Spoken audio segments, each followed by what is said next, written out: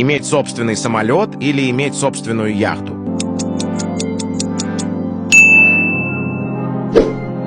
Быть другом Криштиану Роналду или встретить The Weeknd?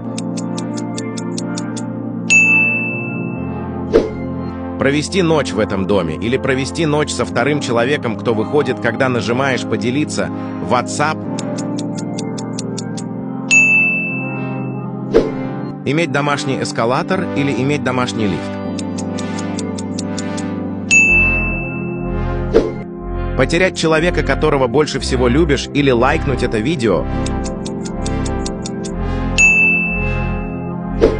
Носить Patek Philippe или носить Rolex? Написать в комментариях «Я люблю Бога» или отказаться? Личный шеф-повар или личный тренер?